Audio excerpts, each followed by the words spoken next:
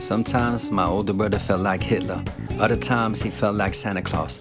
Now before anyone trips the fuck out, I obviously prefer the second one. I'm kidding, mostly.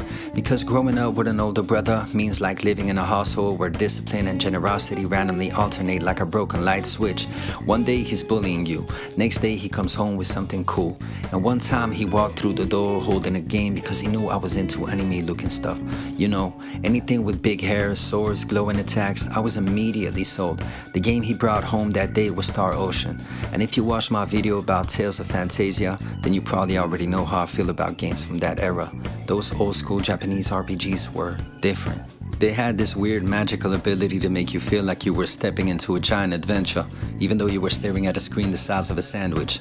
Now here's the funny thing, Star Ocean didn't even feel like a normal fantasy RPG, because the story basically starts like a medieval adventure, and then suddenly it's like, hey yo, by the way, this world also has space travel, just to let you know, which completely fried my retarded brain as a kid. One minute you're walking through villages fighting monsters with swords, next minute the plot casually mentions advanced civilizations and interstellar travel, and I'm sitting there like, hold on, are we saving in a kingdom or are we about to invade Mars? Turns out the answer is, you guessed it, yes. You play as Roderick Ference, a dude who starts his journey in a peaceful village. Everything is normal for, you guessed it, about 5 minutes. Then of course disaster shows up like it always does in RPGs. People start getting sick, the world is in danger, and suddenly you're thrown into an adventure involving strange technology, mysterious diseases, and a story that escalates way faster than expected. Classic RPG chaos right here. But what really made the game stand out was the combat system. Instead of slow turn-based battles where everyone politely waits their turn like it's a dentist's office, Star Ocean goes full action mode.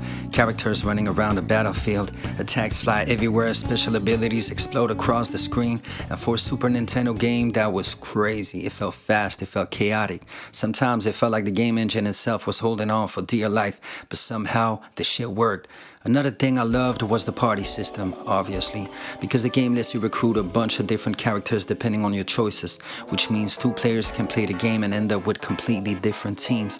And young me thought this was the coolest thing ever, because it made the world feel, you guessed it, alive. Like characters weren't just waiting around to join your squad, they had their own stories, their own personalities. Some of them even had little interactions and arguments that made the party feel more natural, which was so rare for RPGs back then.